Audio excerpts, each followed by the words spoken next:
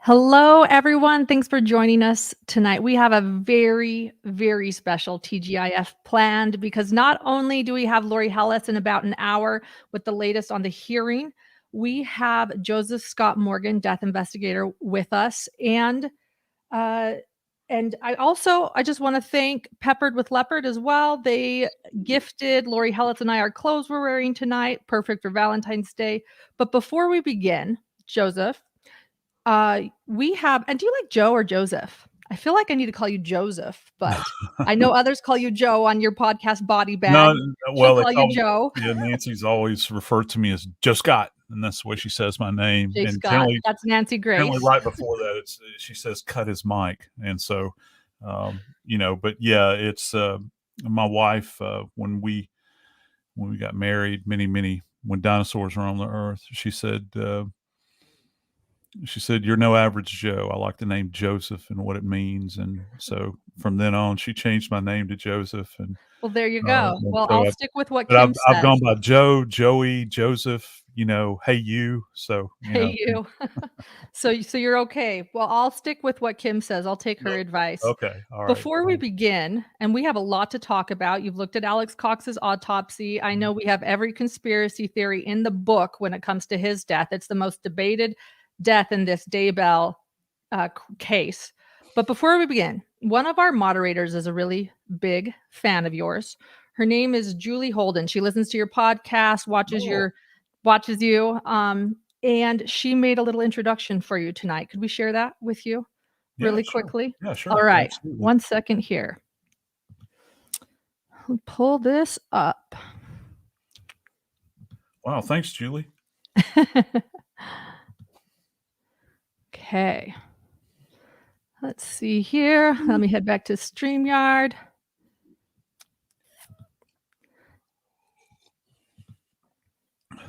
Here we go.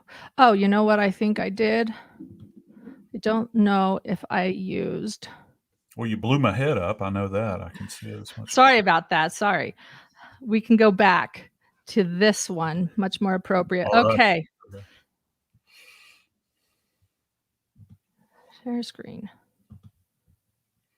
We need to make sure to share the audio on this one. The audio is important. And now, joining us on the Hidden True Crime channel, the silver fox of the true crime community, with that glorious white beard and that sweet southern drawl.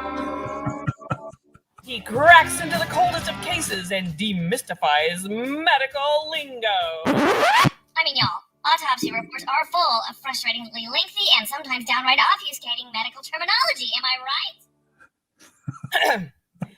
His face lights up when he mentions those beautiful grandbabies, and he makes a twinkle in his eye when he talks about his amazing wife, Kim. Ladies and gentlemen, please welcome author of the memoir and hopefully upcoming television series, Blood Beneath My Feet, host of the fantastic podcast Body Bags, our favorite medical legal death investigator, the one, the only, Joseph Scott Morgan! Hey. Well, there you go. We hope you feel welcome tonight. Thank you. Everybody make sure to try the veal and tip your waitresses and waiters. Okay. Thank you, Julie. Welcome. That was awesome. Thank you. I'm blushing. And his grandkids are visiting, he told me. They are. Actually, they arrived last night. And so we've got them for 4 nights with us, and they've been a pure joy. I actually took them over. I teach at Jacksonville State, and I had the daytime off, and so they got to go visit the campus today and go into my classroom for the very first time and write on my board. I actually, believe it or not, and you guys are not going to believe this, but I actually still have a chalkboard. Which I adore. That's wonderful. I like chalkboards. But I've also got a dry erase board, and they've got all that newfangled technology stuff in there too. So I have to, kind of wend my way through all of that sort of thing. But it's been it's always a joy to have them, and I love having grandchildren. I'm glad I'm young enough to enjoy them. We got started early, and so we're able to enjoy them quite a bit, at this point in our life, and they're truly a blessing. And I can just spoil them rotten, give them anything, give them as much chocolate milk as I want to, and give them candy and all those sorts of things, and indulge them. We take them to Dollywood. We're members up at Dollywood, so we like to go there. And we love to run up to Tennessee and take them up there. So it's a lot of fun for us. Thoroughly enjoy it. That's wonderful. We're so glad that they're visiting, and yes, as you said, young enough to enjoy them. So Yeah. I'm sure they adore you. Let's talk Alex Cox, and let me set the stage here, because like I said, every conspiracy theory in the book here, if there was a death that, was natural, but with more coincidences than any other death in a crime. I mean, don't they say on every crime TV show, there are no coincidences? Yet this might be one of those. We're going to find out and pick your brain. So Alex Cox, the person who's likely responsible at Hidden True Crime, we suspect he's responsible for the deaths of multiple people in this Daybell case, including children, his own nephew and niece. And then Tammy Daybell and Charles Vallow. Yep. He passed away the day after Tammy Daybell's body was exhumed. When all of a sudden law enforcement was getting on his trail, or their trail. He died the day after Tammy Daybell's body was exhumed. No one was around. He received a blessing from Chad Daybell the morning before his death. Chad Daybell was in Hawaii, but it was over the phone. And then he had married Zulema, who was part of this little religious circle, 2 weeks prior, left her some money in a bag, told her about it, and then passed away. Oh, and then also went to Mexico for some possible medication right before his death too. So just throwing that all out there, there is reason to speculate on this death. But the autopsy, which I have, and we can look at it, came back that it was natural, that it was a pulmonary embolism. Is that right? So yeah. This is where I'm going to let you take it away, because is this coincidence, or is there some possibility something happened? That was a loaded question. Well, that's a great segue. I mean, there is a possibility that certainly that something happened. I think my biggest concern throughout this little piece of the drama is the fact that he had taken this trip to Mexico, and for me that was, and it had something to do with medications, the ability to acquire them more inexpensively, and to the best of my knowledge. And then you throw into the mix this redacted report, which maybe some of you guys that follow this case potentially closer than I do, you have more insight into what may have been gleaned by him down there. But it has always struck me as very curious. And then, on top of it, and it may just be standard practice, but when they did his tox was essentially negative, with the exception of naloxone, which of course is the antagonistic drug that you put on board for people that you suspect with opium, some type of opiate overdose to counteract. And I have yet to be able to determine if this is just kind of their standard fare, that they punch somebody up with this drug, thinking that it's not going to have any kind of ill effects, and it probably won't. It's rather benign, except when it's, kind of countering the effects of some kind of opium or opiate rather on board. And so that has led me to, to think think about this to a certain degree. I will address the physical findings with him, and he has. I will say that he's got significant, and I mean significant, heart disease. And but listen, you hit 50, and there is, and particularly in males, there's going to be certainly significant in a significant portion of the population, you're going to have significant occlusion in the coronary arteries. I think some of you guys know this, and it's a number that gets thrown around a lot. I've participated in over 7,000 autopsies as an autopsy assistant, as a diener, and then in private cases as well. And the lion's share of males that we do autopsies on, they're going to have some level of occlusion. His was rather significant, and it was in 2 of the main coronary vessels. So, you combine that with this thromboemboli that he had suffered, and it was a bilateral. And so what that means is that this thing is, sometimes you'll hear physicians at autopsy, and I've seen it because I've, opened up lungs where people had thrown an emboli, and the doctors will actually describe it as a storm, and it kind of looks like that even to the unaided eye, which means you don't have to see it microscopically, even though you will see things microscopically in some of those micro vessels and that sort of thing. And you can just see it. You open up the lung, and when we just to give you an idea, because people are curious, and I don't mind talking about it, but when we do a dissection of a lung in the morgue, when I take the lung out, hand it to the physician, we weigh it and all that sort of thing. The physician will generally take a large pair of scissors, and you run it right down the bronchial tree. So you dissect out the lungs individually, and the bronchial tree kind of splits off in multiple directions. It goes into the various lobes and areas in the heart. And you trim those out, and you look for any kind of abnormalities in the soft tissue, or what they refer to as the parenchyma of the lung. And the lungs will generally be rather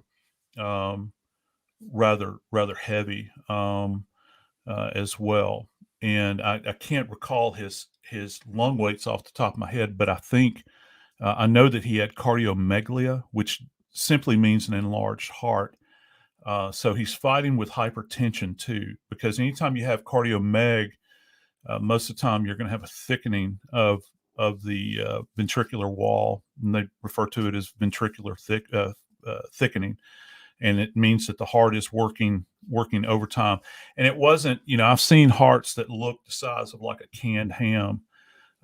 His is it's just over the upper limit. I think it was like in the 525 to 530 gram. I might be off, might be 565, but I've seen hearts up to 700. I actually did an autopsy one time on a lady that had a 900 gram heart, and it did look like a canned ham. It was gigantic. She was a rather large person though. But Alex was, they describe him as heavy, I think. And for his height, I guess he's like 225. And so, you have that contributing factor. So he's got hypertension, he's got cardiomeg with severe occlusion in his coronary vessels. And then he throws these PEs, but you have to, I think any right thinking person that takes in the whole picture of this case, you have to begin to try to understand, you have to put it into context with everything else that he's associated with and involved with. And, it took a long time it would seem, at least to me, it took a long time for the, okay. Thank you, Julie. Yeah. She's 750 grams. Left is 750. Does anyone know why the left lung weighs less than the right lung? No idea. Well, the heart is on the left side, and the left lung only has 2 lobes. The right lung has 3 lobes. So the left lung is most of the time, you can't say always, most of the time, the left lung is going to be a bit lighter than the right lung. And so when, you're taking a look at COX'S death, you have to consider everything. And this is kind of something that's key here. And I would like for everybody to really pay attention to this, what I'm about to say. Okay. From a medical legal perspective, okay, even though traditionally we have really good relationships with the police because we work with them all the time. However, if they are involved in an ongoing investigation, okay, where you have all of these nefarious events that are going on, many times the police will not reveal everything to the ME. Now, I don't know if that comes as a shock or not to folks. That's important to know. That's important to realize. Not even they receive all the information. Okay. I wondered that. And I don't know what that status is. This is all speculation on my part. How much did the lead investigators reveal to the attending forensic pathologist? I think it was physician is Wallace, if I'm not mistaken. How much was revealed to Dr. Wallace at the time of the post when he goes in to do the autopsy, and how much information had come to them from this newly minted bride that Alex had as well. And I have to say one more thing about that relationship is that, how much, in 2 weeks, and I don't know how rushed this wedding was, if it was one of these, kind of culty kind of religious things that they threw together and said, he says, God has appointed you to be this man's wife or whatever. How much is she actually going to know about this guy's history? And here she is, dragging a son into this relationship. I think the son actually found him. If I'm not mistaken, he was at home alone with the son, and he was still gasping at the time. And with these thromboemboli, that's something that you normally see. You'll see the person gasping for air, and it's different. It's different. The presentation many times with these P's is a lot different than what you'll see with a heart attack. If anybody that's, listening to this has ever suffered an MI, or you have family members and you've witnessed it, people say, I can't catch my breath, that sort of thing. It's not the same thing. When people have these emboli, you'll see them, and I equate it to, and I've never witnessed one. I've always been there after the fact, to conduct the investigation for the ME. But it is akin to catching a fish and throwing it up on the dock. That's the way it looks, that, this kind of thing. It's not, many times they're not verbalizing anything. They're literally gasping for breath because there is a compromise in the lung tissue and its ability to process oxygen. So, and it's a deadly storm, because when you get this circulating around where you have the PE or the thromboemboli, and you have significant heart occlusion, and you have hypertension, and you've got a heart that's struggling anyway, you've got lungs that are struggling. It is a perfect storm. The question is this, and I think that it's the question that's on everybody's mind. How exactly did this occur? How did the because there's people walking around. I probably got coronary occlusion. I'm in the age bracket. I know that I probably have. Okay. But that doesn't mean I'm going to drop over dead, at least right now, good Lord willing. But just because you have occlusion in your coronary vessels, your heart can compensate to a certain degree. Now it's when it gets really severe, and he did have severe occlusion and cardiomeg. what created this lung condition? And I think that's a bigger question. And I kind of did a deep dive looking for agents that are out there, something that could be applied to him that would have caused some kind of respiratory distress like this. Now, there's respiratory distress, but I couldn't find anything that would create a physical manifestation, where you're going to throw these thromboemboli. That some kind of agent could do that, because I can tell you where my mind goes with this automatically. My default position with Alex's death is always back to Tammy. Right. She was, if you look at what, and I think we've covered this before, but if you look at what I think the daughter, I always get confused, what the daughter witnessed that morning. The son of Alex's wife's son. Oh, what the daughter of Tammy Daybell. Tammy, Got it. Where Emma got this edematous cone. It seems as though that it was alluding to that, where she's in some kind of respiratory failure. That's alluded to, and I still don't know, and I don't know that any of us know, and I don't know that we will know until this thing goes to trial, what exactly was this mechanism with her. They found something. Right. That's all we really know at this point. And, and I'm with you. I mean, you're from Jump Street. We've talked about, you talked about how there are no coincidences, and the fact that, I mean, I guess you could sit here and say, well, God called. And, that's kind of a tongue in cheek expression we have in the medical legal world. And a brief aside here, I used to work with an old forensic pathologist. He was kind of the Mark Twain of forensic pathologist, if you can imagine. This old guy, he used to be a country doctor before he went back to school to become a pathologist. Took a lot of training even in his middle age, and he had worked in rural Indiana for years and years.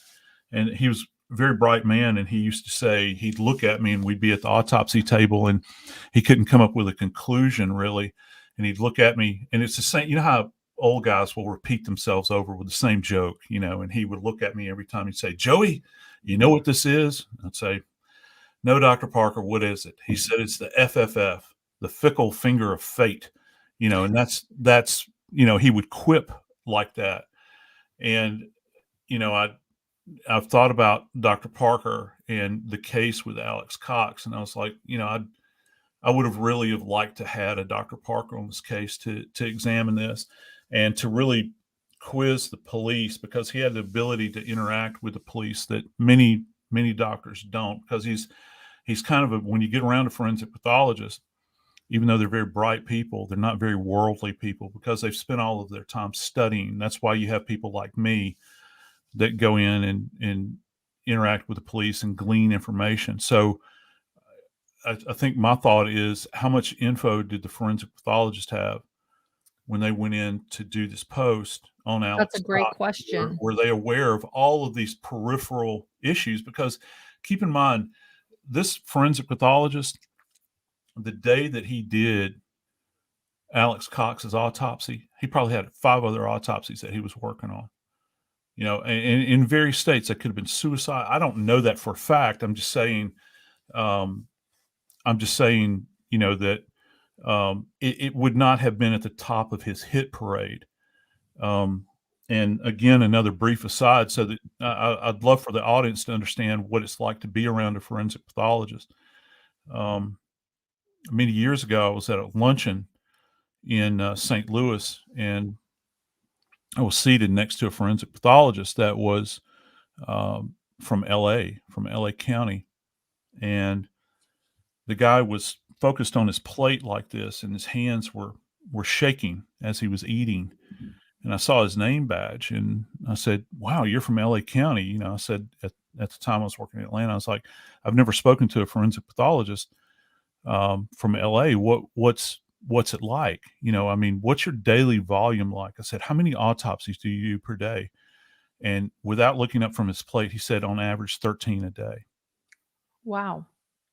And when you hear that, it's easy to get distracted. That same doctor, a year later, actually did the autopsy on Nicole Brown Simpson and Ron Goldman. Wow. He appeared in the pretrial hearing, but they took him off the stand. He didn't appear in trial. It's Dr. Golden. Huh. And so they get, they have these cases coming at us. For us in this world, in the true crime world, you think about Alex Cox, and we're laser focused on that. Right. Because we want to know everything about it. And I'm not saying that this forensic pathologist didn't know everything about it, but what I'm saying is there were other things on the menu as well, I'm sure. And so it took them a long time. Forgive me, y'all, I know you guys are much better versed at this than I am. I can't remember how long it was from the date that the autopsy was completed until they finally conclude the case, but it was not a normal amount of time. They extended it out. So it's my suspicion that after the autopsy, there was data coming in over that period of time that would have informed potentially their decision. However, if you're not armed with sufficient amount of information prior to going in, when you have to eyeball things and consider things and think about how to collect the evidence and all those sorts of things, I'm just wondering if maybe they were less than sufficiently prepared. Yeah. And that's kind of disturbing, but that's the nature, of working in a large office. You don't have time to smell the roses, because, as soon as you're done with one, you've zipped up one, there's another one coming across the table and it never stops. So you're on this treadmill of it's body after body after body. And, many people will say, well, what's the worst thing you've ever seen? Or do you remember this case? I have kids that come up to me that are from Georgia. I teach in Alabama now, and we're adjacent. We have a lot of kids that come over from Georgia to go to school at JSU, and they'll say, well, yeah, my grandmother's best friend was a murder victim in Atlanta in 1998. Do you know her case? No, I have no idea. Thousands of cases come through. And so, sometimes you sit back and, as badly as we won't answer, sometimes we're not necessarily going to have everything that we want in a case like this. Right. And so you're saying that when they did the autopsy on Alex, they only knew so much. Sorry, I went back a little bit, but we don't know what they knew as far as what they were suspecting him to be involved with, or. Yeah. And I really wonder how much the cops knew at the time. Right. I mean, how much have we found out since that time? How aware were they of all of these other issues that were an adjunct to Alex's existence? All of these deaths that just kind of seem to swirl around him. And I think that it's really easy, for someone like me to sit here and just kind of lightly say, God called. And there are coincidences in life. Okay. Mm-hmm. But if you're going to take that line of logic, then how do you explain all of the other coincidences in life where people are dropping dead in Alex's orbit? So you can't have one without the other. If that's the way you want to go with it, then we have to discuss these other cases as well. And I don't know about you guys. I mean, how many people in the audience just, every time you inhabit a space over a however many months period, how many people do you have dropping dead around you? I mean, it does happen, but I got to tell you, I mean, these people are like Typhoid Mary, because, getting married and dying. Yeah. Yeah. So, it's kind of it's certainly interesting. It piques my interest as a former investigator and as a forensic scientist. I'd want to know more, and hopefully they did everything that they possibly could relative to this examination on his body. And this is the other thing, and this is, I think, again, a salient point.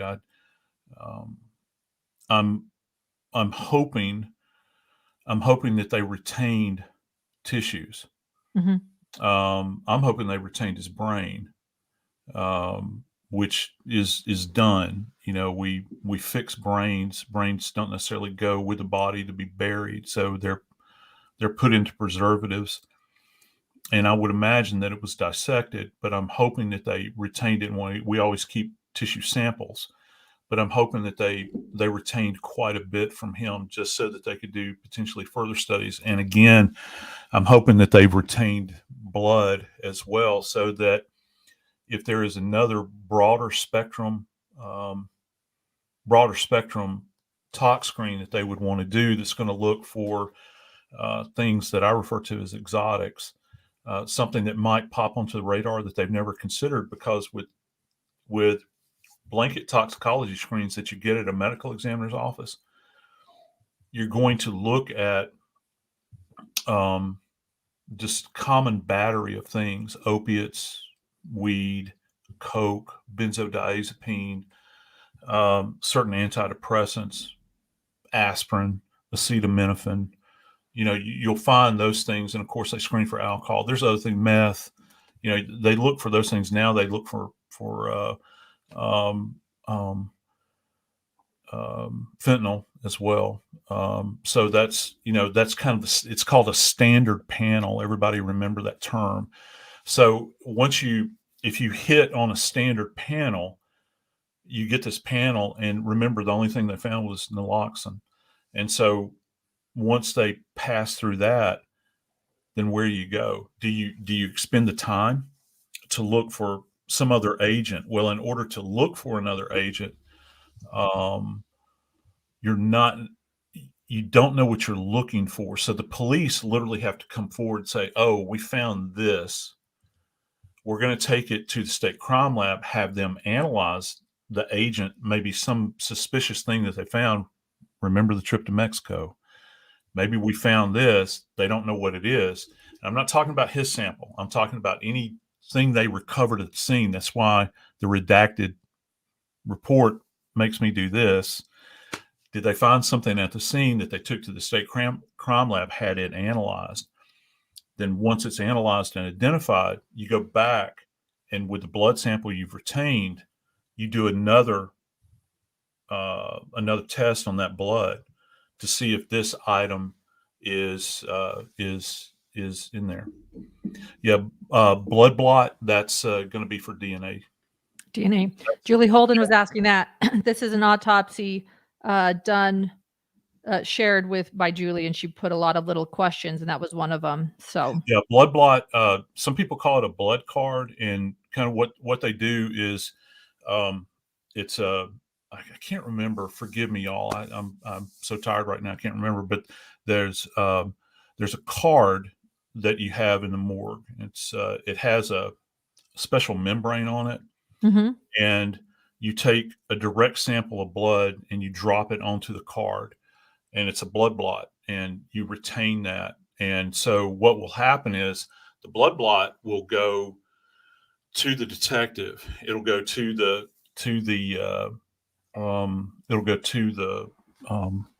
investigator that was physically, there was obviously physically an investigator at the scene, at the autopsy, and they will take that. It will go into evidence with the police. In this case, apparently it's not retained by the ME because many times sometimes it's retained by the ME, but in this case, they felt the need to have it retained by the police for whatever reason.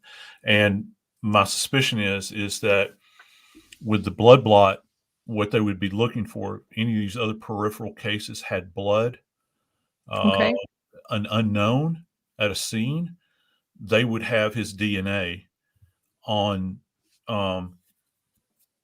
hand. And it's important that you have that pristine blood, because if you look at the vials that we collect blood in at autopsy, you'll have like purple tops, red tops. There's a whole spectrum of colors, and each one of those vials has a particular kind of preservative in it that you can, get the autopsy, get the blood studied, and it preserves it in a particular way. With the blood blot, that remains pristine. So it's not affected by any kind of preservative agent, and it's retained so that you can go back and do a DNA study if you capture any unidentified DNA at another scene. Okay, absolutely pristine. Here's another question. What's up with the glove on the foot and the 2 abrasions on the ankle and same foot? And here's one part of the autopsy. It says, it is noted that there is a blue hospital type glove overlying the toes of the left foot. When the glove is removed, there is a hair and underlying adherent fecal material present. The glove and hair are not collected at the direction of law enforcement. I don't know what. I have no idea. Honestly, I have never encountered anything like that, particularly with a glove, a rubber glove in particular, because if you're trying to preserve evidence, now, hear me right and don't misunderstand me. We put gloves on our hands at scenes so that we don't contaminate things. Does everybody understand that? Okay. Yes. So we're not going to leave behind touch DNA or anything of our own doing. However, rubber and plastic are the worst things, medium that you can protect evidence in. The reason is that rubber and plastic sweat, so they compromise any kind of biological evidence. If at a scene, if you have something to be preserved from an evidentiary standpoint on a human body, you would put a paper bag over a foot. I don't know why in the world somebody would put a rubber glove. That's foolishness. I don't know why they would do that. And then the police direct that it not be collected. I don't know. And where the feces came from, well, you can have cases where people will die and you'll have feces everywhere. So that's not uncommon. And I don't understand the context of the unidentified hair.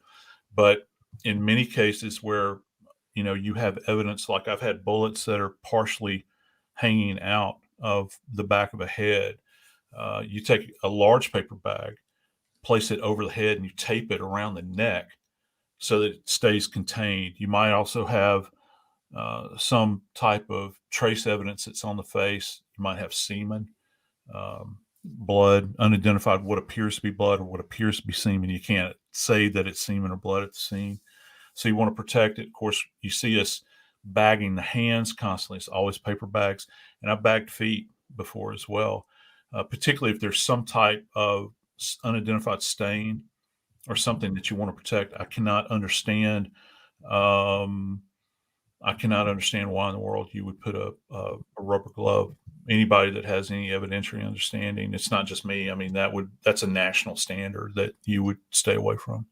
It's really weird. And then Julie Holden, who went through this. Thank you, Julie, for doing work for Hidden and Joseph. Like I said, I'm going to call you Joseph. If Kim calls you Joseph, I'll respect her. Later it says the extremities are paired with feces adherent to the bilateral feet.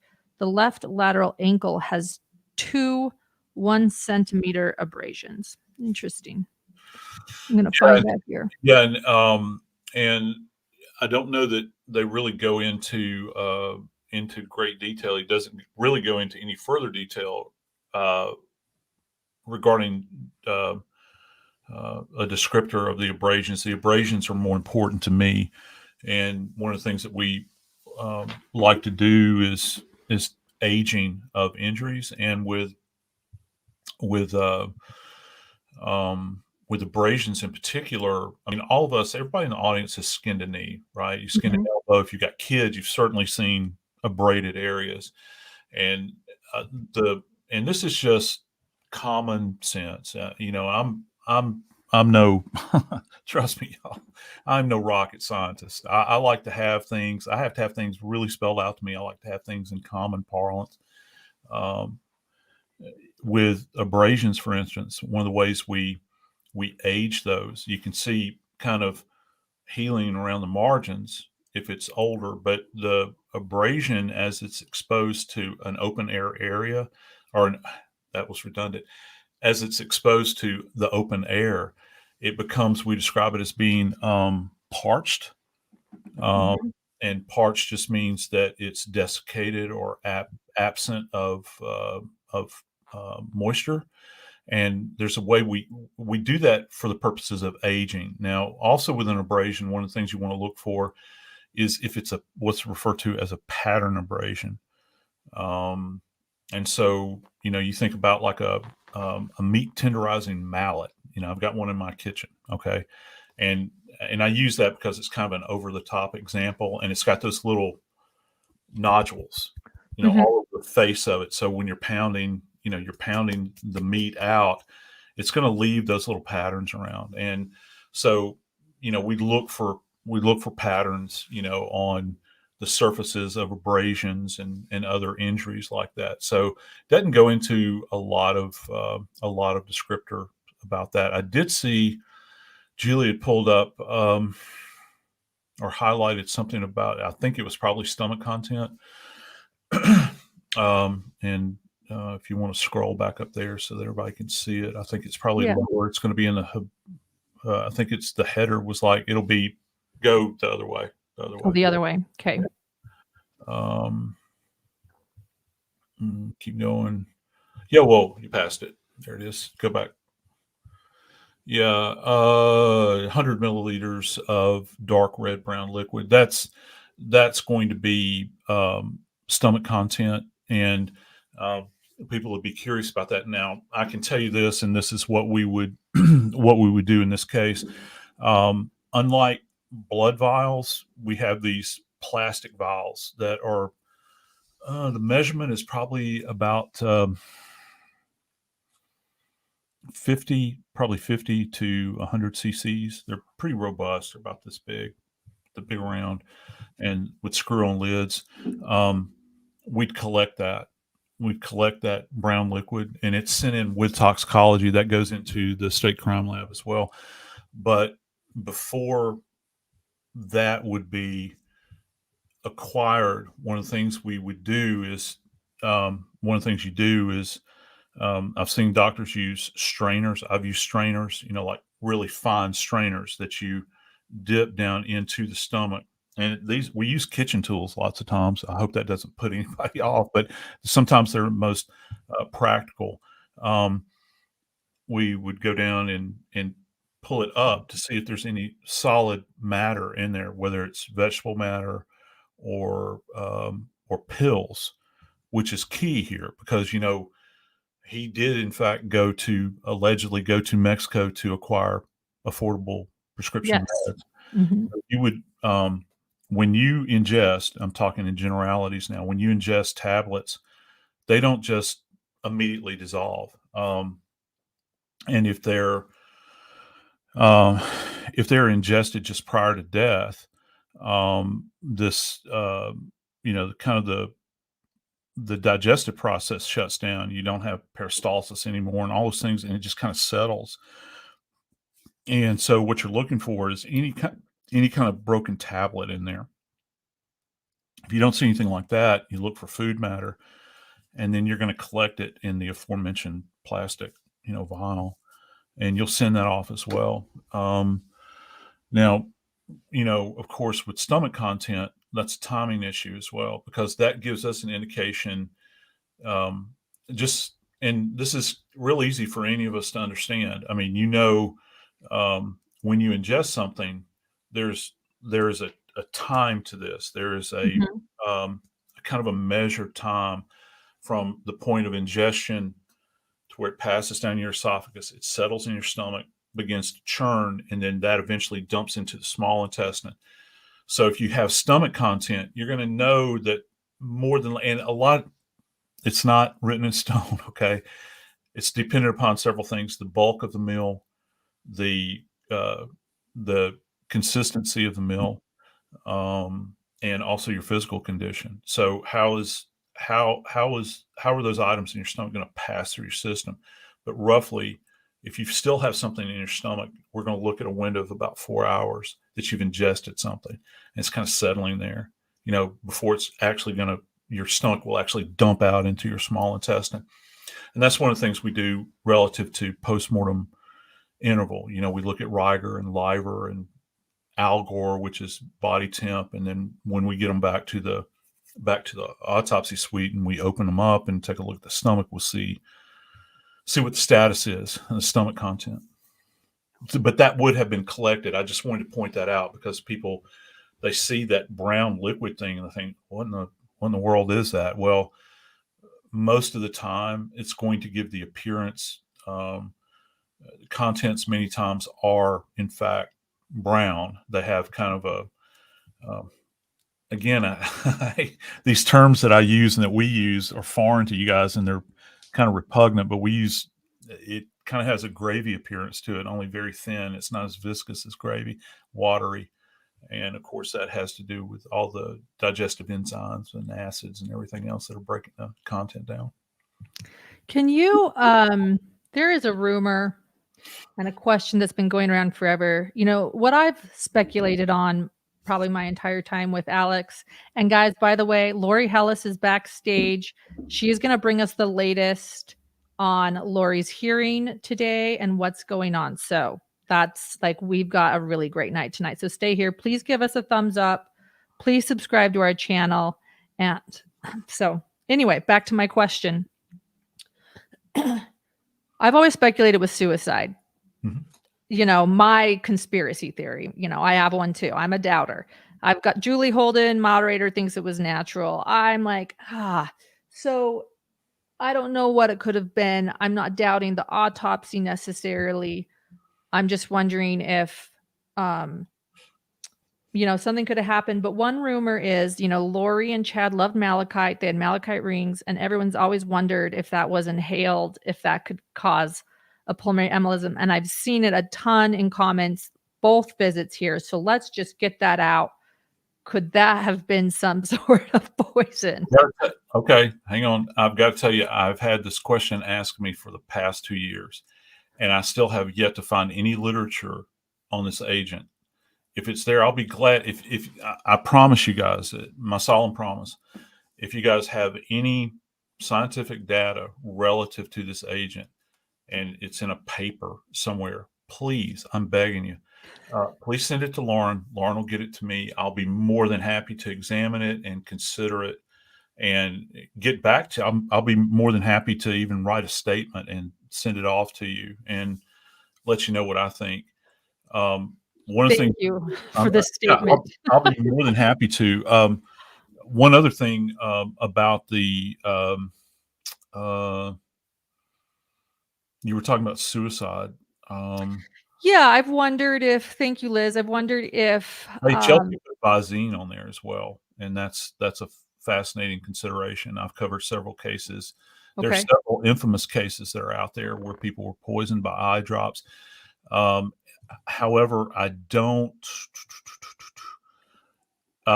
Carolyn, did I hear right? Algor is a terminology used in an autopsy. No, it's not the former vice president. It's Algor. It sounds just like it, and that's actually a joke that I make with my undergraduate students. I'll say it's called Algor and not your former vice president. It's Algor. And so yeah, that's funny though. I'm glad Carolyn picked up on that. Anyway, and a lot of people have mentioned stress. The fact that he was a hitman, could that have played? Yeah, I actually had another story about stress and death like that. But to clear this up, if you guys will, if Julie can throw the autopsy report back up, and if we could go to the section of the examination of the eyes, it should be, let's go back up to the top, toward the top. And any of you guys that know me and have been following things for a while in forensics, okay, we've gone too far now. Let's keep on going back up. Let's see if I can find it. Okay. Keep going down? Keep going down until we get to the eyes, and postmortem examination, evidence of medical intervention, general, external. Okay, hold on. Let me see right here. I'm looking for eyes too. Yeah, You. and Oh yeah, it'll. the eyes have hazel. Yeah.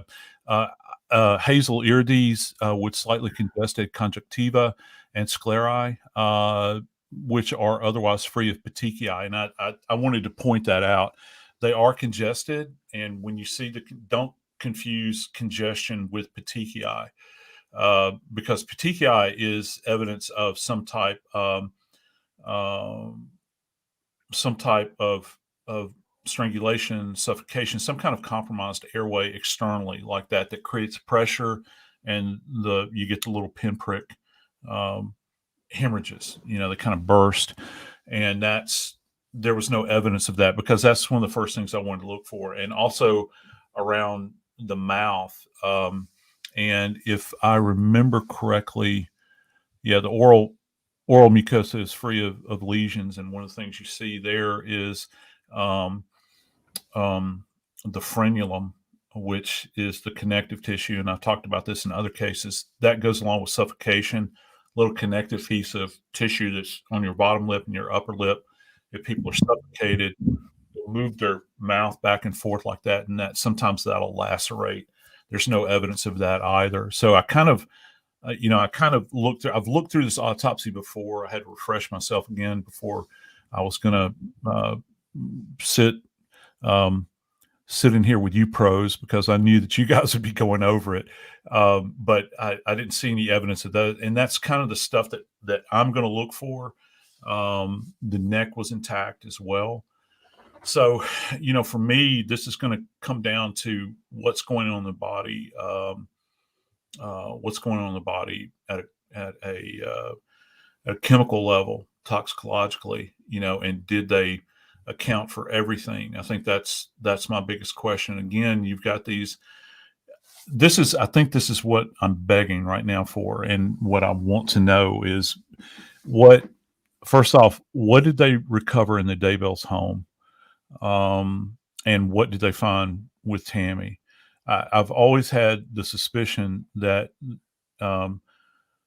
Tammy's going to unlock maybe some information that we don't have yet. I know that that's kind of obvious, but and I'm wondering if there's some kind of tie back to Alex in some way. It took a long time for them to come, as we all know, to come back with the conclusions about Tammy's death. We still don't have that. And again, she was compromised because she was autopsied.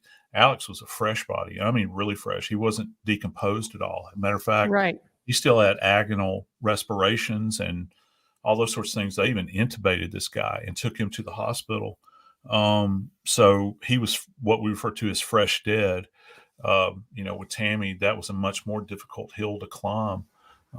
In her case, because she had been embalmed, and of course they facilitated getting her in the ground as soon as they possibly could. Love this question from Robin B.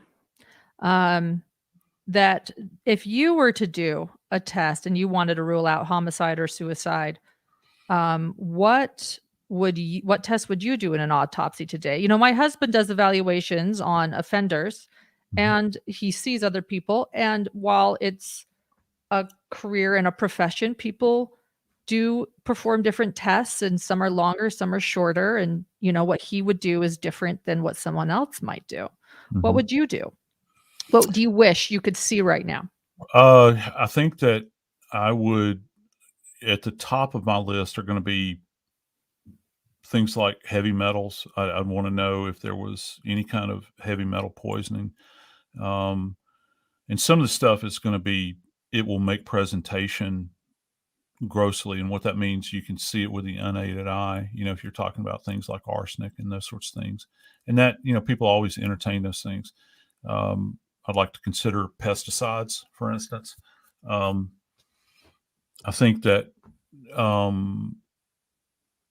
the idea about eye drops is fascinating to me. That's something that's been known for a while. Because when you go into a scene, and I know me as an investigator, if I saw empty eye drop containers, I wouldn't think anything about it. I just think that they've got,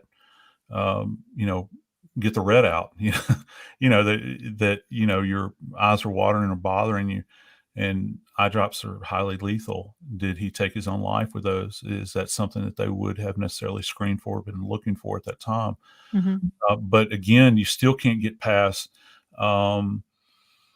Can't get past the indwelling thromboemboli. How did those come about? And again, I have yet to be able to balance that and get an idea if there's any agent that could make that happen. And there isn't. I mean, I've really scratched my head over it. I've even asked a couple of my friends that are toxicology types, and I haven't come up with anything at all. I've read some of the literature on it, and there's nothing that really stands out. I know that probably he's a sick guy in more ways than one, but I mean, physically, he's a train wreck, so he's kind of a ticking time bomb, and that's kind of a segue into the story of stress, that I was going to tell you about, that actually had a young man actually wound up going to the penitentiary in a case that I worked, where he racked a shotgun in an old man's face, and the old man had severe heart disease and had a heart history, and the guy fell over dead, and that kid was charged with homicide in that case. So, there is sufficient data out there to suggest that stress can in fact kill you. That's out there. Now, whether or not that actually happened, there's no way to measure that. There's no way to calculate that, from a scientific standpoint. All you can say is that he had severe ASCVD and hypertension, more than likely cardiomeg, and then this pulmonary manifestation that was pretty well documented. And I can tell you, they have slides on that. They have little microscopic slides that demonstrate it. And when you see it, I used the word storm earlier, and that's what it'll look like microscopically. It'll just burst. You'll see it. I mean, even to people that are not familiar with this kind of thing, when you look through the microscope at the thing, it'll be striking. You could see little dots all over the place, and you'd see the big ones grossly, which means with the unaided eye, the autopsy, they knew that day that they were dealing with thromboemboli. When he went in and dissected those lungs, he saw it immediately. Yeah. Interesting. Well, so I think conclusion is it could have been natural, but we can keep our conspiracy theories going. I'm sorry I couldn't provide you with an epiphanal moment here. Well, you know what? It's good to know. But I think you have to keep your mind open to it. I mean, to any possibility, particularly with this crew. I don't put anything past anybody at this point. I've seen too much. I appreciate that you at least allow us to have our doubts, in professions, when these people are professionals and we're not. We don't know if that's even an okay thing to do. Maybe it's so straightforward, just to say, look, it's a pretty straightforward autopsy, but even a professional might miss something, maybe. Yeah. So thank you. I want to hear about your show. I'm going to bring Lori Hellis on right now, if that's okay, though, because I have one other question that's about Tylee. And I'd like to bring Lori Hellis on for this because it's something we've talked about before. Hello, Lori. Hi. Can you hear us all? I hear you. Hello, how are you? Before we say goodbye to Joseph, Hey, Lori. I wanted to talk about Tylee on Joseph's Body Bags podcast, which is great. Everyone listen to that. I know Julie Holden's provided the link. You talk often about, and I'm just going to be blunt too. You say that, Joseph. I'm just going to be blunt. You talk about how it takes a long time to, chop up a body, or how would you say that? Maybe chop up wasn't the best. Remember? Yeah. Yeah. And Lori talked about this in our last live, some things that she had heard about Tylee. Alex came, we all know that when Tylee was found, her jawbone was in a bucket, that she was dismembered. Mm-hmm. It was horrendous. And Lori, you had heard, Lori, from one of your sources, that really Alex was only on the property for a few hours. And I mean, first off, could they have done that to Tylee in a few hours, Joseph? Yes. They could have. Yeah, particularly if you're so spiritually numb and emotionally numb, and your mission is to fulfill whatever higher order it is, it becomes mechanical at that point, and you just dive right in. That's why I think that those buildings out there on that property are going to play some key role in this, because you would need space in order to facilitate that. And if you show up with the right tools, but I got to tell you, the way, and I don't know a lot. I don't know a lot about what they specifically found, like the real, relative to the skill or lack thereof that was applied with this dismemberment. It sounds frenzied to me. And as a matter of fact, not only does it sound frenzied, it sounds rushed. I know rushed and frenzied seem similar, but they're not. Frenzied means out of control and disordered.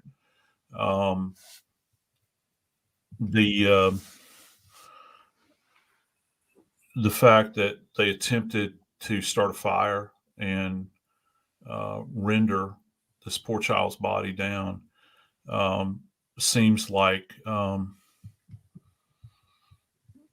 seems like they didn't. Not a lot of planning went into that, and it smacks of something that was rushed and hurried, and the fact that that this bucket was included, which in my estimation was probably a catch basin, because I've been on several dismemberment cases over the course of my career, and as you can imagine, it goes without saying, it's a messy affair. And so you don't necessarily, and you don't have the ability to anticipate everything that's going to occur when you begin to dismember a body. The only people that would are somebody like me or somebody that works in a butchery. That's really the only people that would. Maybe a surgeon, but not even a surgeon, because that's not really what they do. They do amputations. But for me, I've had to take bodies apart. And, certainly in the butcher context, those people take, and I don't know this family, I don't know what their history is as far as dealing with animals and the butchery of animals and that sort of thing. But it just sounds as if it was unskilled, what happened with this child's body. And again, all things will be revealed in due time. But they could have, it would have been more than sufficient amount of time, particularly if you've got a couple of people working on it, doing it, and not necessarily doing the actual dissection or dismemberment, but directing, telling you to do this. I'm going to go dig a hole. You take care of this. We're going to facilitate it this way and that way. This isn't, in my estimation, this isn't just a one-person job. I think you had other people involved in it. Yeah. Thank you for sharing that. Laura, you had heard that there was possibility it was over time. Is that right? I had heard that, what Joseph says isn't necessarily incongruent with that, because what I understood was that Tylee's body was disposed of over time. It's very possible that she was dismembered, and then they had hoped to be able to. Sometimes when bodies are dismembered, the reason is because to aid disposal. Mm-hmm. Yeah, you're absolutely right. Yeah. So it makes some sense that they were hoping to be able to scatter it. Mm-hmm. And what I think a lot of people who are lay persons mm-hmm. don't understand the amount of heat it actually takes to cremate a body. Right. And so it appeared to me that they attempted to dispose of the body by burning it, and discovered that it wasn't possible for them to do that. It wasn't as simple as putting the body parts on the in the fire ring. And so, but I had heard from a source that potentially that Tylee's body was, they attempted to dispose of it over time. Yep. And that makes a little bit of sense if what they were trying to do was burn the body, was to disperse it and do it over time. I don't believe they would have had adequate time that morning to burn her entire body. Yeah. In one of my classes, I teach a section on destruction of remains, and I've got an image of a body that's out on the edge of a cane field, where the perpetrators, for whatever reason, thought that they could just dump a gallon of gasoline on a body, set it on fire, and walk away. And the thing about it is, you create more evidence by doing that. You think you're destroying something, and obviously you're destroying some trace evidence, but you're also leaving behind evidence, and it's completely insufficient. And I'll say this again, I know other people have heard me say this, but for crematory, you've got a natural gas supply. Right.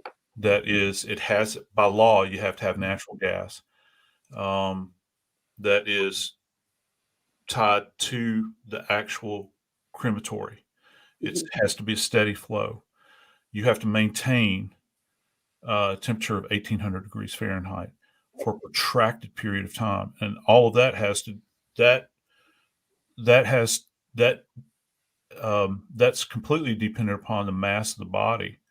If you're talking about a very large person, it's going to take even longer. And so when the idea that you could actually attempt to do this in an open area shows how ill prepared an individual is, because it would take, first off, you would have to have kindling, you'd have to have an accelerant, and then you would have to have sustainable dry wood. You can't just pile paper. It has to be hot wood, something like a hardwood, like a hickory, that burns intensely hot for a protracted period of time. And it has to be maintained or tended.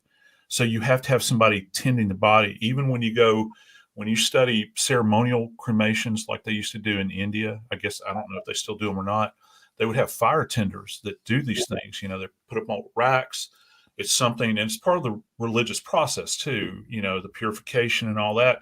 But anthropologists have studied this, and not just people at the body farm. I'm talking about cultural anthropologists that study cultures. So, and how people deal with death. And so we know just in that case, it can take days sometimes to completely render down a body. And then at the end of that, you still haven't completely rendered down the body, because there's still going to be particulate matter that's left behind.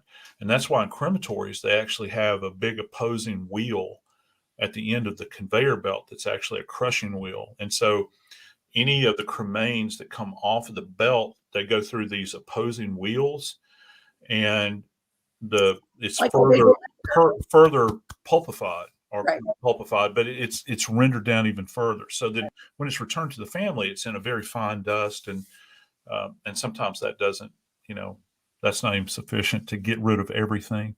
So anyway, I don't mean to prattle on, but I mean, that's just when you're thinking about this, and you begin to think about the profile of an individual that would actually attempt to do this and be so ill prepared in doing it.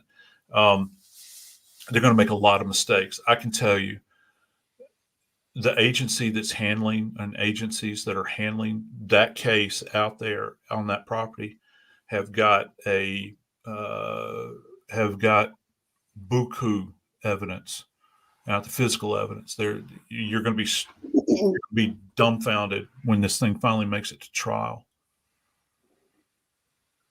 Yeah, I agree. I agree that that we have seen a tiny fraction of the evidence, in particular the physical evidence.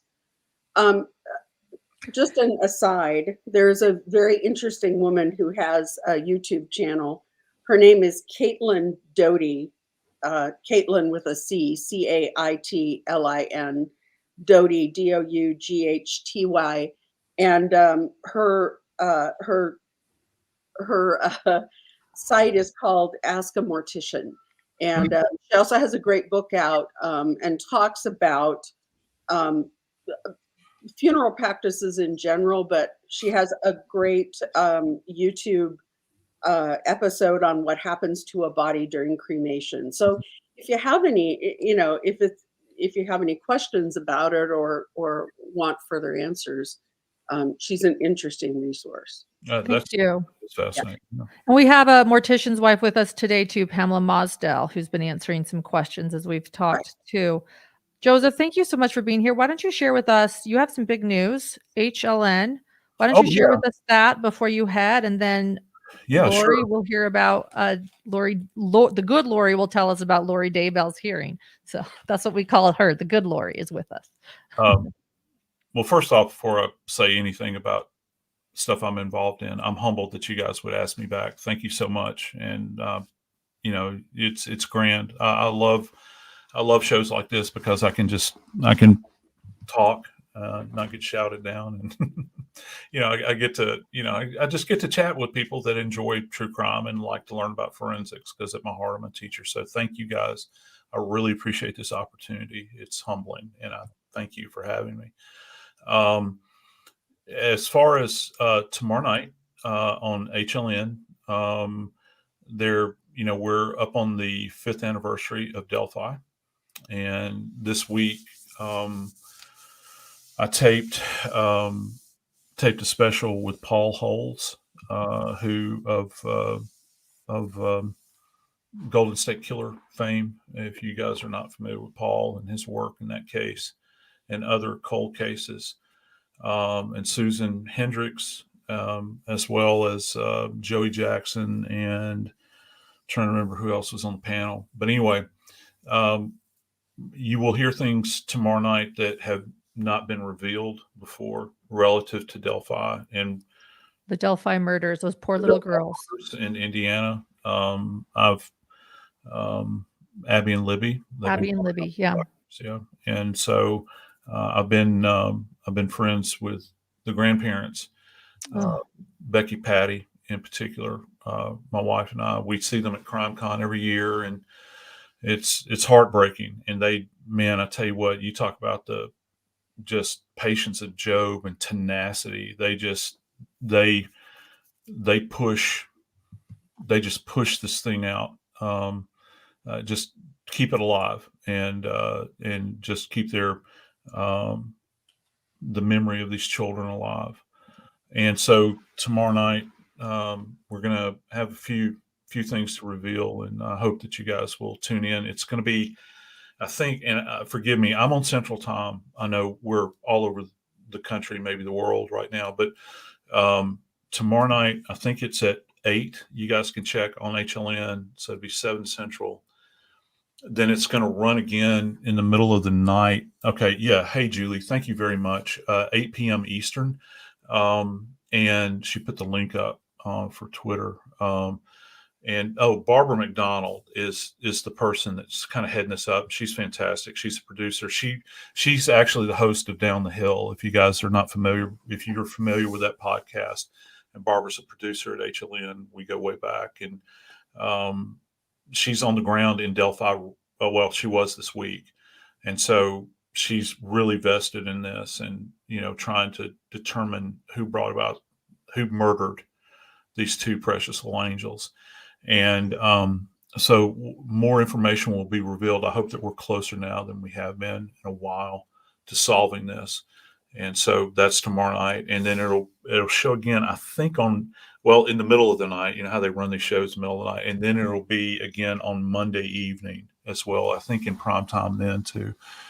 And I think the title of it is, Down the Hill. I can't remember what the title is, but Julia posted that up. So, check it out.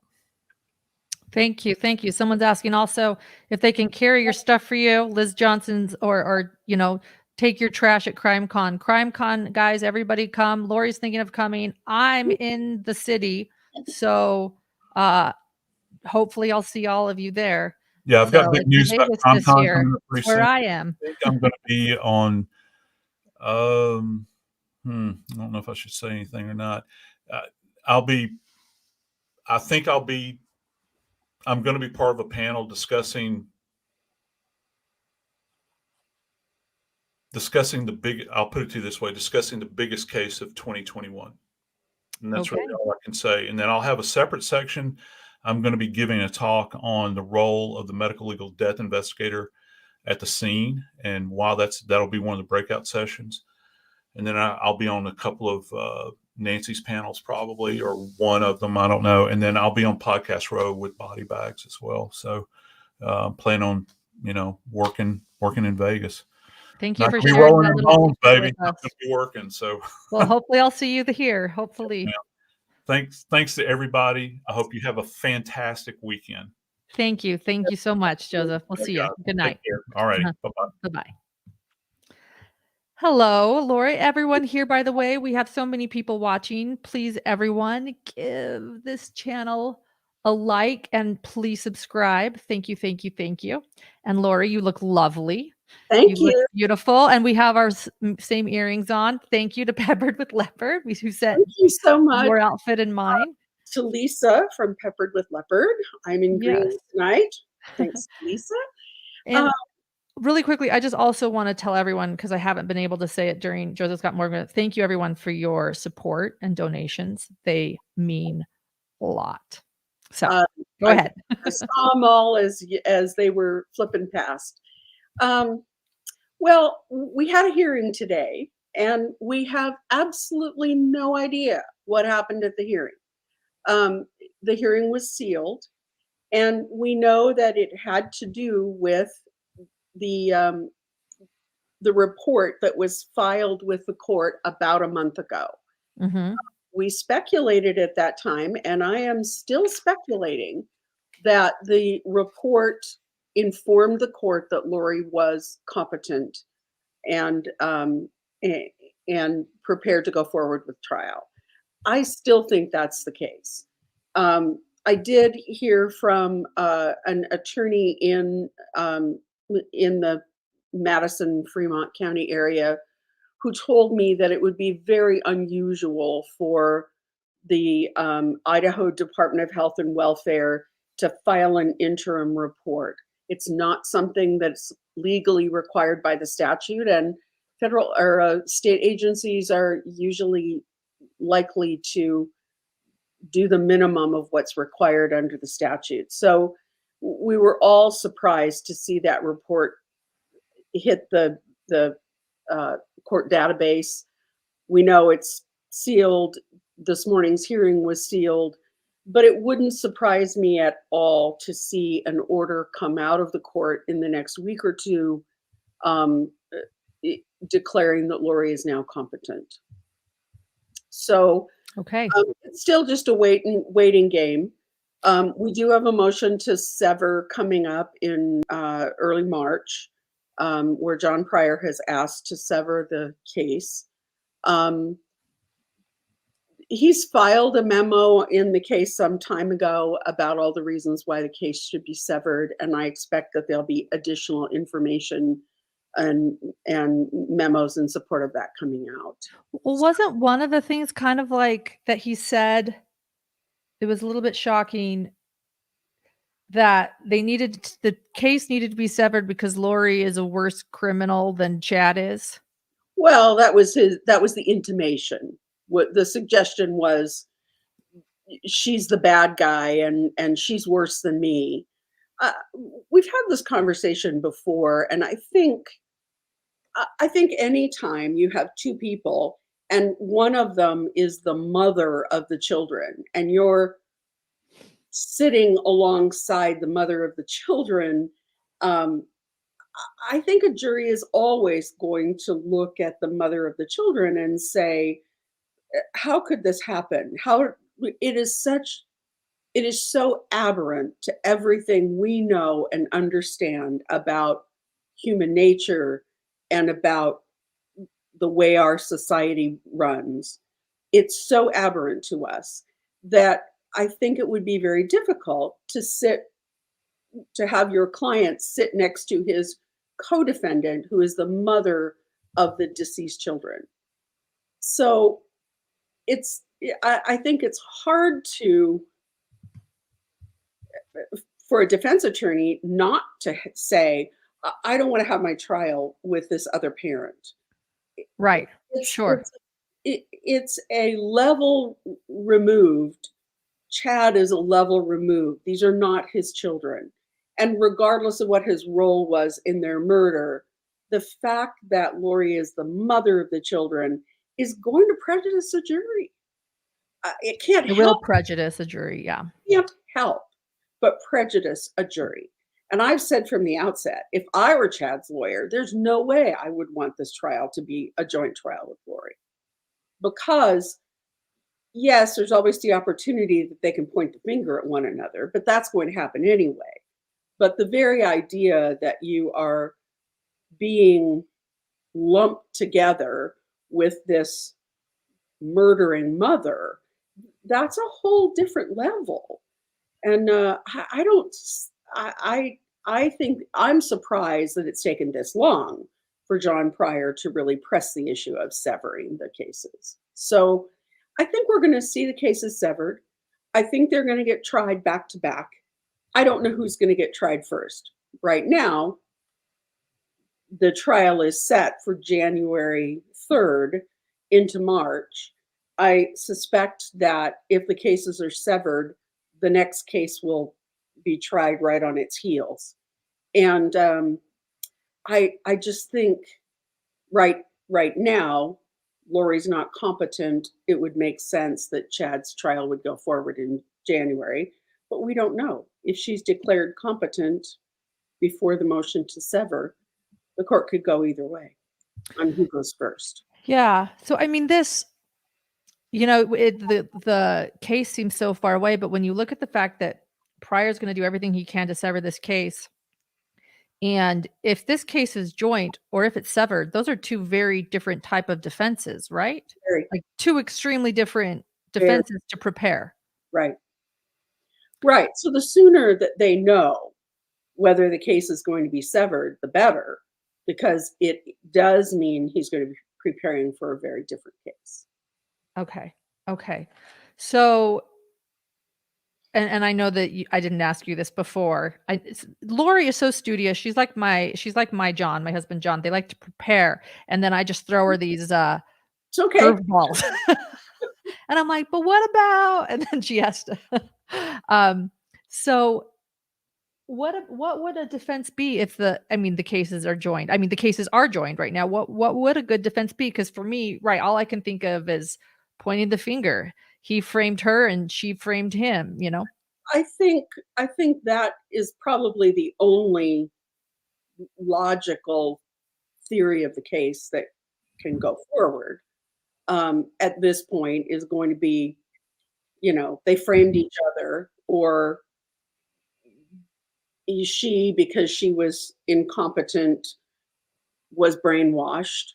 I think that's probably likely a theory of the case. And although insanity isn't a defense, I think the way that you poke holes in the reasonable doubt is the issue of, well, was she so wrapped up in this doctrine that she was allowed herself to be brainwashed into doing something that she didn't have control over. Mm-hmm. I think that's they're all going to be hard arguments, and don't get me wrong, I don't think any of them are particularly good arguments, and I'm sure that the state of Idaho has a tremendous amount of evidence we haven't seen yet. Anytime I try and put myself in the mind of the defense attorneys, we get a lot of people pushing back on that, and I don't blame you, but my job is to sort of try and step into their thought patterns and anticipate what they might do. So it seems to me that for John Pryor, separating the cases is going to be critical to how he goes forward. Because I think distancing himself from the mother who killed her children or in some way participated in their deaths. Or agreed to have them. Right. Yeah. I mean, we don't really know what her level of participation was. It doesn't really matter. What matters is that the state is able to prove the elements of the crime, and the state feels, from all I can tell, they seem to feel pretty confident that they can do that. Mhm. So the question then is whether or not Chad can get a fair jury if he's tried alongside Lori. And I think there's a good argument that he can't, and that it's a really fundamental prejudice that you can't cure by a jury instruction or by by finessing the evidence. I don't think that it's something that the judge can cure by any sort of management of the case. It's sort of a fundamental, we just think that mothers who kill their children are more guilty than anybody else in the world. So It's a prejudice. My husband, John, says the same thing. yeah, That the prejudice of the woman. Right. right. Yeah, absolutely. So do you think, again, do you think in the end then that these will be severed? I think they will be severed. I think they will be tried very close in time to one another. Again, because if for efficiency's sake, you're going to be bringing in witnesses twice instead of once, and you're going to be handling all of the logistics of a major 3-month trial twice. So it seems to me that if you do them close together, then the logistics of that seem a little more practical. It's also more practical to assure that witnesses are that not too much time goes by and people's memories don't have the opportunity to fade. I think the old adage that delay works on the part of the defense is often true, because memories fade and witnesses die or disappear, and so oftentimes a delay in a trial means that it works in the favor of of, the defense. Chelsea, I agree. Judge Boyce has been very cautious, as we've talked about before. He's fairly new to the district court bench. He was a magistrate before, which is kind of a level down from being a district court judge. And he was fairly new to the bench. Most of the trial docket was shut down because of COVID. And so this is a really major case for him. And I don't think he wants to, I think he doesn't want to make a mistake. He's being cautious and definitely attempting to avoid opportunities for appeal. But I think that there is certainly a legal justification for severing the cases. As I've said all along, joinder, when one side or the other requests joinder, it's usually the prosecution, and joinder is about efficiency. Mhm. Severance is about constitutional fairness and due process. Okay.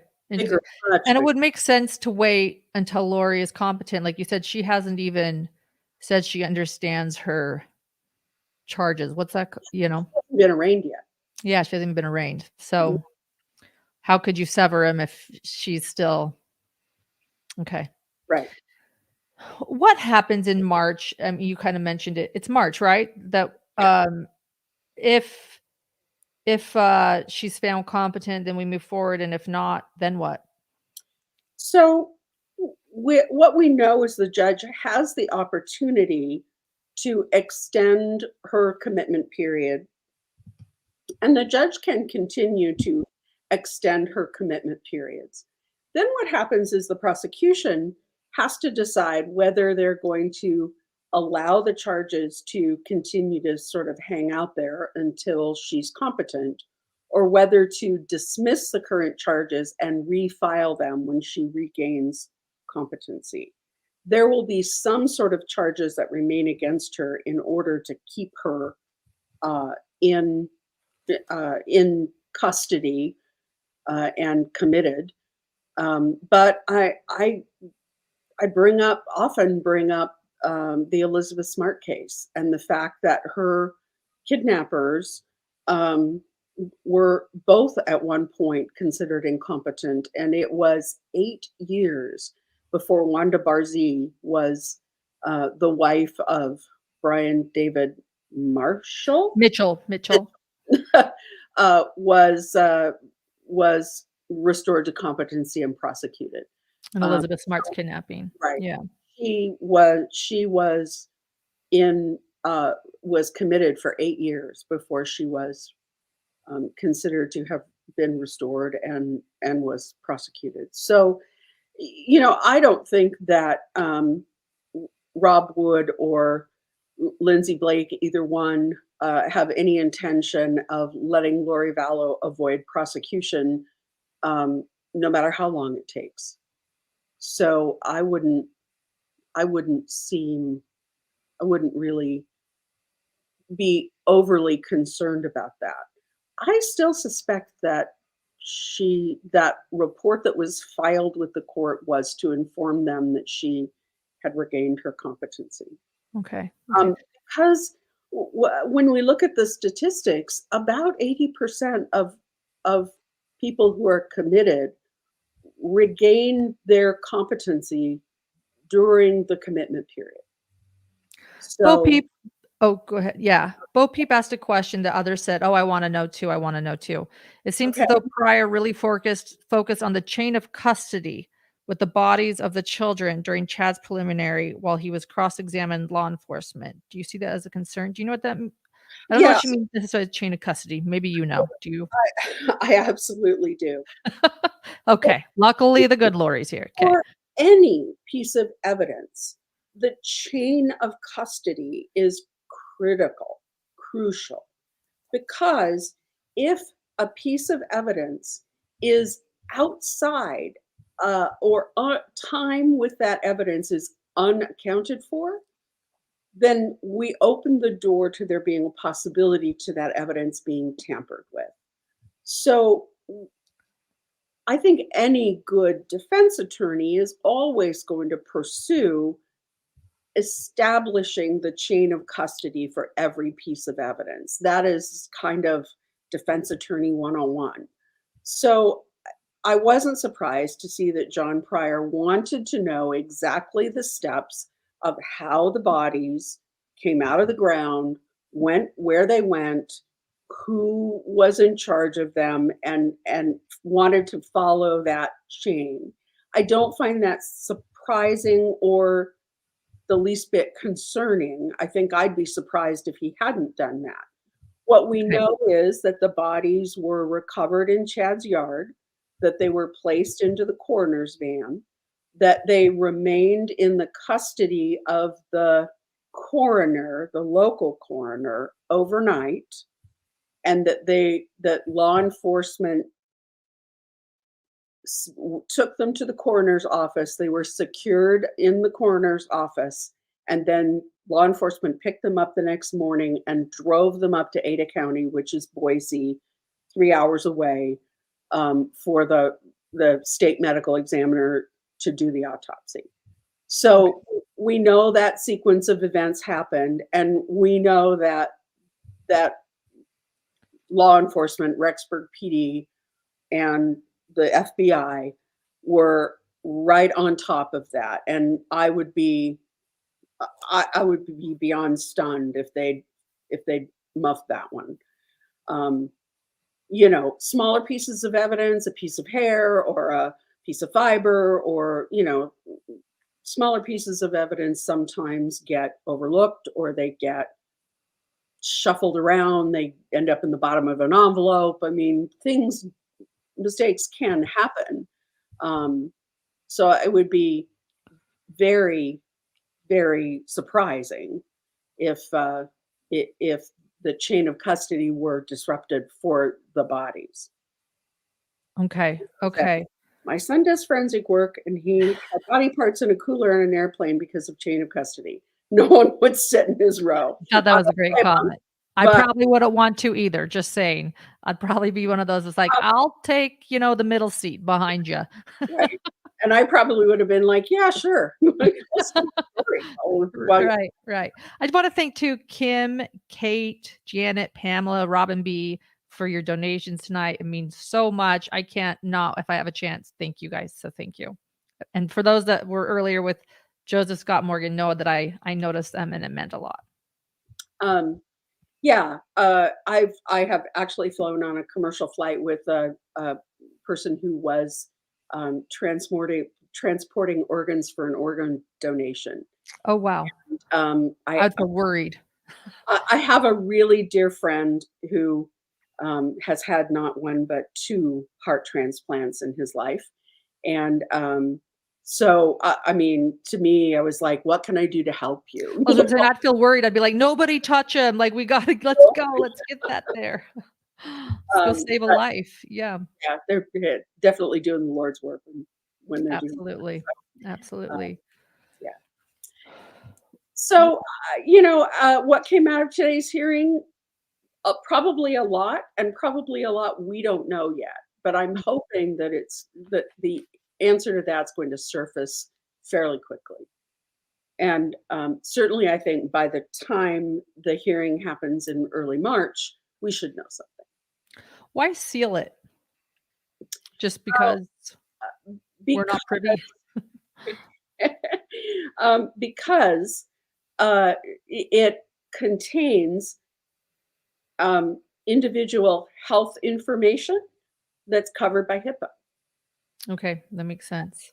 And not only that, but I think out of an abundance of caution, and because of the level of interest in this case, I think that it's important to preserve her personal privacy.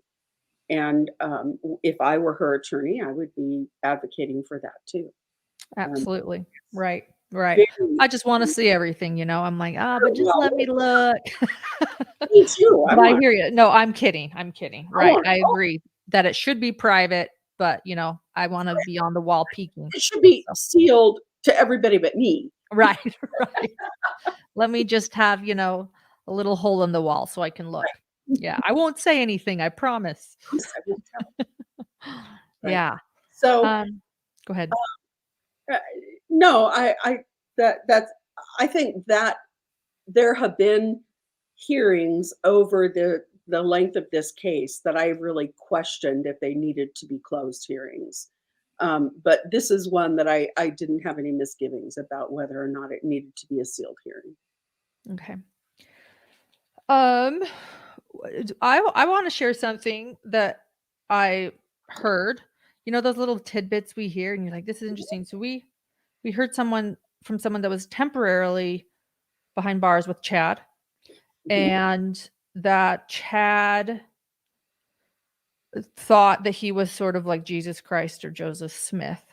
I mean, we've heard this, we've talked about it, we speculate it, but let's throw in another witness that's saying that Chad is behind bars still thinking he's prophetic. It makes sense because, he won't even take a plea deal right now. It seems like he's pretty confident in himself.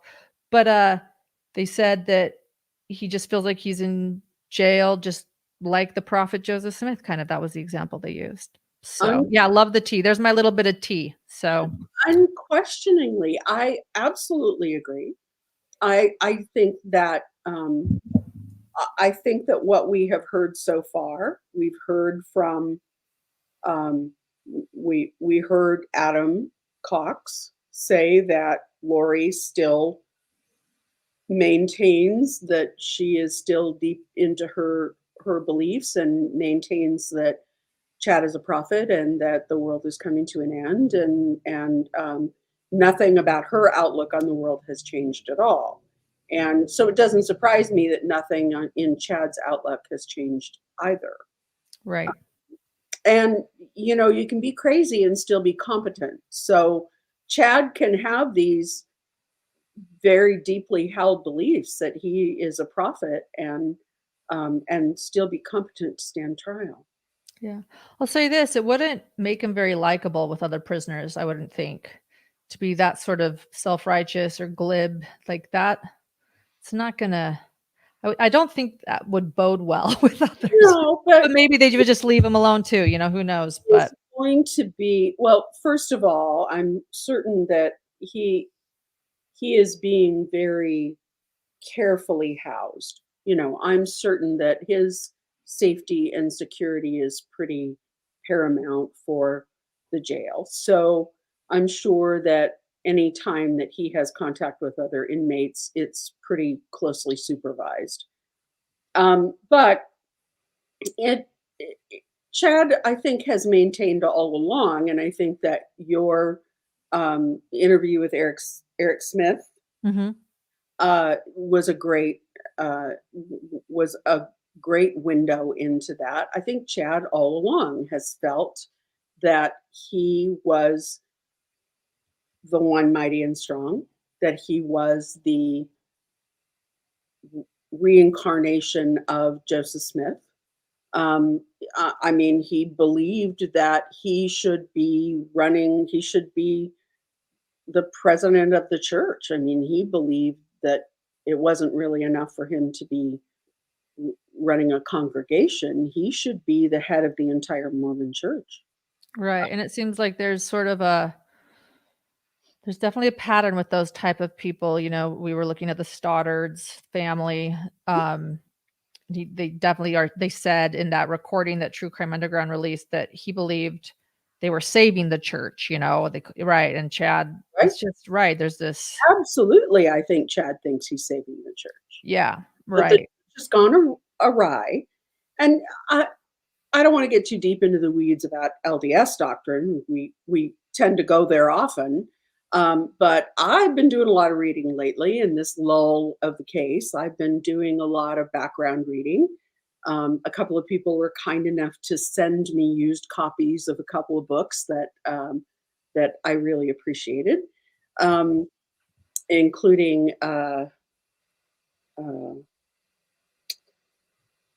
Denver Snuffer's book. Oh, Denver Snuffer's book, The Second Comforter. Right. No, the other one, the Something to Glory. Oh, the Visions of Glory? Visions of Glory? That wasn't Denver Snuffer. That's not Denver Snuffer. That's John Pontius. Right, John Pontius. I should have that one. And Denver Snuffer's The Second Comforter, I think. Yeah. Do I have that one here? No. These are the books I keep in my office. So luckily not a lot of people see it. They're like, what are you reading? Right. Well, those of you who can see in the background, this is what a working author's office looks like. It's beautiful. It's a mess. Stacks of books everywhere. Well, that's what I mean by beautiful. It's like an artist. It's an artist studio. You're writing a book. So but I have had the opportunity to read a few things, and I think it's interesting that at every juncture where the mainstream church has had a revelation, the prophet has had a revelation. Sorry, I know. I had to throw that comment up. I think that at every juncture where the mainstream church has had a revelation where suddenly things are perceived differently than they had been, we see these groups splintering off, and we see these groups claiming that they now represent the true church and that the mainstream church has become apostatized. Right. Because of a change in their doctrine from some revelation. We saw that in 78 when the church doctrine changed and allowed people of color into the to receive the priesthood.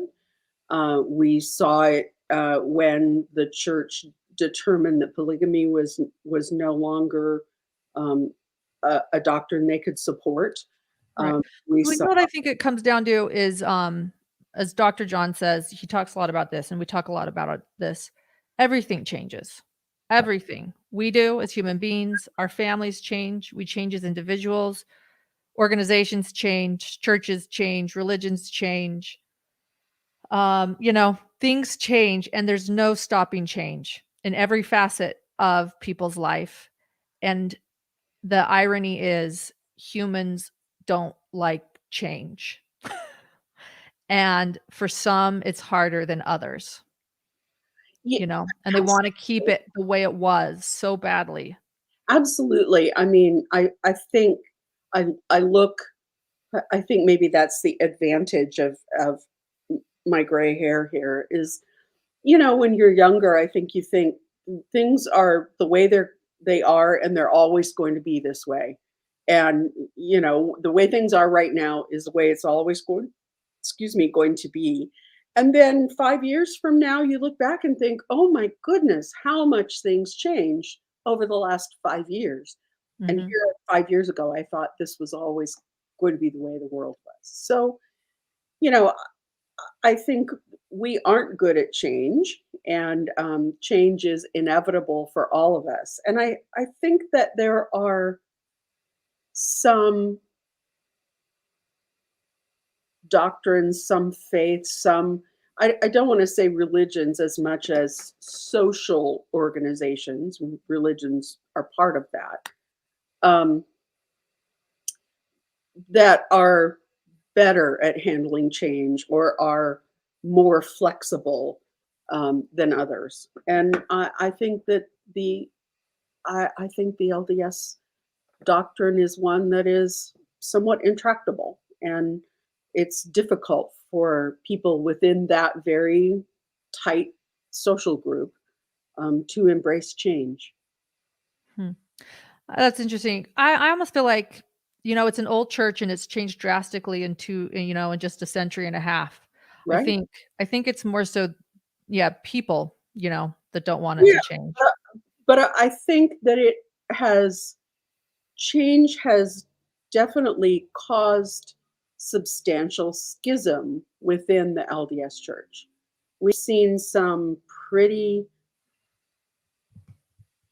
radical divisions within the church, and because it changes, though. That's what I'm saying is the church changes a lot, and well, I think all organizations like that do. Yeah. Yeah. What's next? Well, what's next? We're going to have the motions to sever coming up, and also the prosecution's motion to have the court reconsider their motion to bus a jury in rather than to change the venue. I don't see that motion going anywhere. I'd be shocked if it did. I think that ship sailed. I think that when Judge Boyce specifically asked the prosecution, I want to see numbers. I want to see price charge, the cost comparisons, and the prosecution didn't produce that. The judge made a ruling based on the best information he had. What generally happens is that the court, Judge Boyce, rules that there is sufficient reason to change the venue. And then it's actually the Chief Justice of the Idaho Supreme Court that decides where the trial will be moved.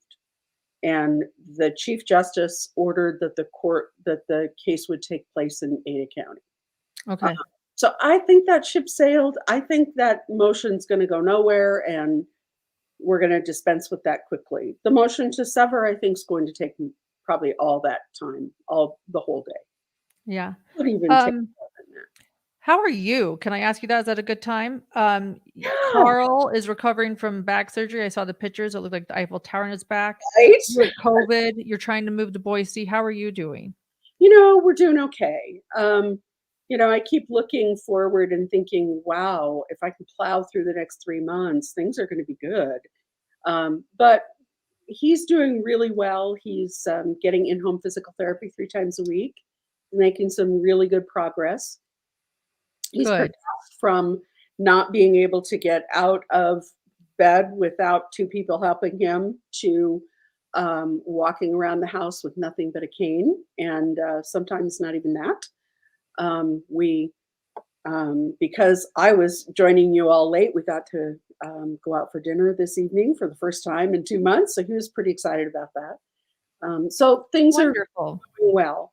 My mom is kind of slowly on the mend. COVID is not necessarily kind to 88-year-old ladies, so we're taking really close care of her, and so I still would ask for prayer for her as she gets better. I'm feeling better every day, but I'm telling you what, COVID's no joke. And I thank my lucky stars that we were vaccinated and boosted, because I think this would have been an awful lot harder had we not. Yeah. So I'm glad you're doing well. I think I looked at my calendar today, and I think I'm on day 19. And I still have days when I get up in the morning and I think, okay, is today going to be an energy day or a no energy day? So, and I'm hearing that from other people who've had it as well. So, Someone asked if they can tell us your mom's Tara Wells. Can you tell us your mom's name for prayer purposes? Her name is Annie, and Annie Finch. And she is wonderful. She's been to our home, and she is so sweet and so kind. So, and she's been living with us for the last almost 3 years, and it's been a delight. It's been a lot of fun to have her. So, yeah, just prayers for her that she seems to be on the mend. The docs have got her on a course of medication. She seems to be bouncing back a little bit now. wonderful. Thanks for asking. Go ahead. What did you say? I said, thanks for asking. You're welcome. You're welcome. Well, I've been going live for 2 hours, so I'm just grateful that you still joined us tonight. We didn't see you last week. Oh, and last week, guys, I'm sorry that I couldn't go live, and so that's why I decided to share that interview, that never before seen interview with Chad. I don't know if everyone saw it. I love the comments. We received so many comments on that interview. I don't know if you've seen it, Lori, but I haven't, but I was giggling at the comments. You guys, I was doing that like I'm here for the comments, because I had heard this interview a while ago, but I was loving the comments. So it was a 2011 interview with Chad that I've had for quite a while. I had put the audio like a couple years ago on Patreon, not a couple years ago, but it was 2020 when I put it on YouTube, just the audio. And so I shared it. And so that's there for anyone that missed that. Yeah. So excuse me. You'll have to watch it. I'm sure you will. You're writing a book, you do your research, but it was interesting. Chad mentioned Suzanne's near-death experiences, but didn't mention his own. And then he shared that his books were fiction. So that changed. We know. He definitely, his spiel changed over time. Yeah. And I don't think that it's any surprise that with the success of Suzanne and Julie's books about their near-death experiences, that suddenly Chad started thinking back through his life about, were there any things that we could where I felt like I was close to death, or I was in danger, that I could go back and talk about as a near-death experience. I don't think there's any surprise about that. I think that's pretty Chad's a very opportunistic, to say the least. so I don't think that's a surprise to anyone. Yeah. Well, if you want to also just, if someone hasn't seen it, but you just want to go for the comments, I recommend it. We have like over 200 comments on the video, and we just have some very funny things. Someone said, "Oh, I thought I heard that. Oh, but she'd never been on Patreon." Interesting. I've had this interview for a couple years. So, well, we'll leave how I have it. But I also, thank you, Carrie Livingston, for asking how I'm doing. I'll give you guys an update. Where did that go? Thank you, Carrie, for asking. We're okay. We're hanging in there. I'm doing better than John. John's been sick. It's just like multiple things time after time. And he's a bit discouraged because he's always getting behind because he's sick. You know, I think a lot of people are sick. So people are sick. And anybody who is going in and out of prisons, medical facilities of any kind, they're like COVID hotspots. That's how we got it. Was Carl, my husband Carl, was in a rehab facility for a couple of weeks after his surgery, and he came home with it. Yeah. Thank goodness he was asymptomatic, but he tested positive before he came home. Right. Yeah. I was close to him in the rehab facility, so I already had it too. So everyone just got it and had it together.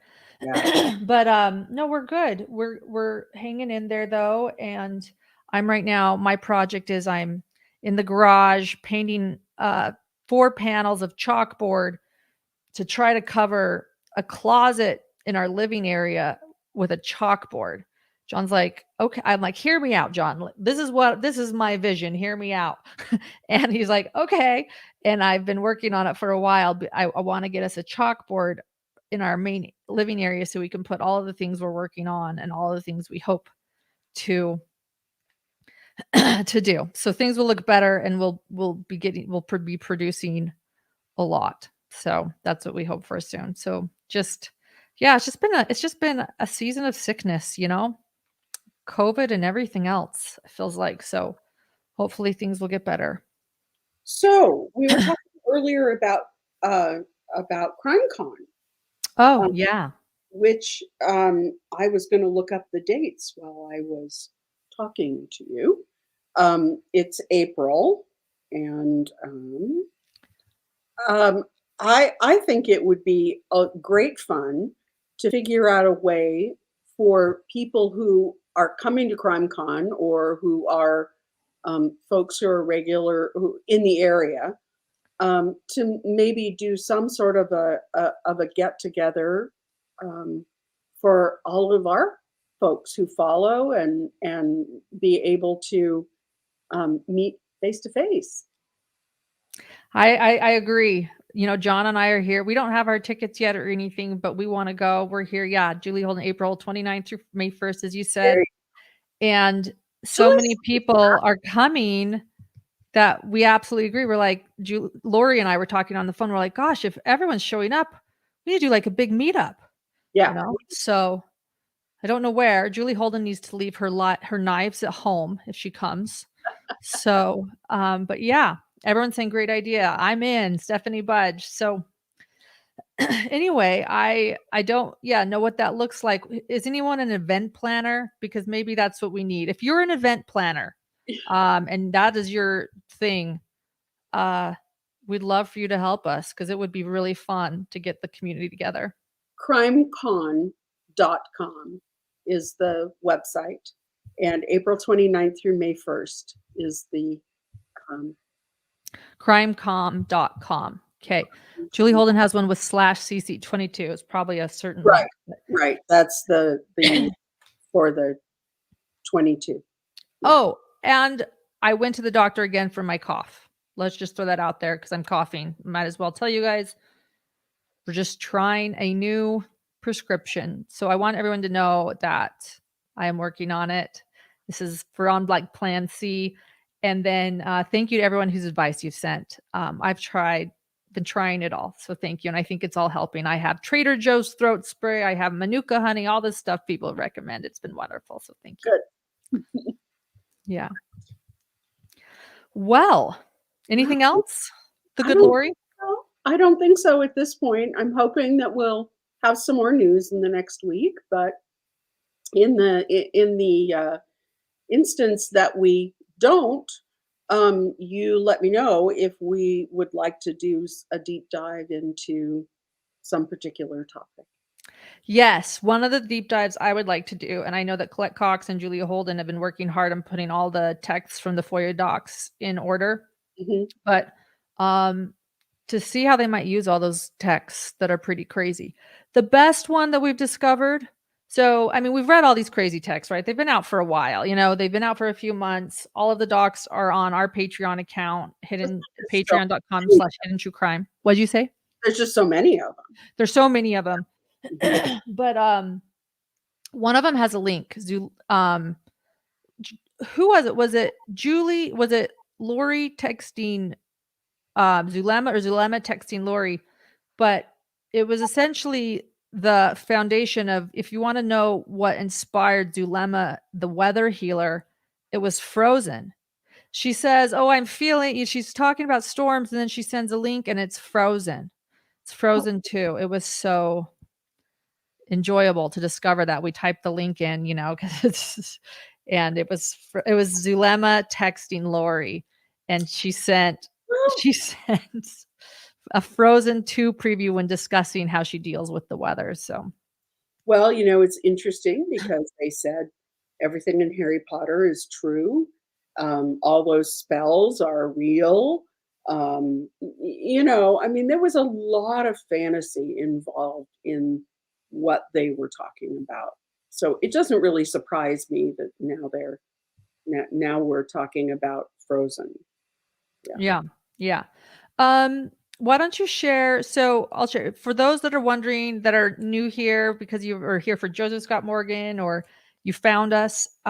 It's hiddentruecrime.com to listen to all of our podcasts, or patreon.com/hiddentruecrime to join our Patreon. Both of those have a lot of Dr. John, who's my husband, and he's a forensic psychologist. And Lori, why don't you share about where people can sign up for your newsletter?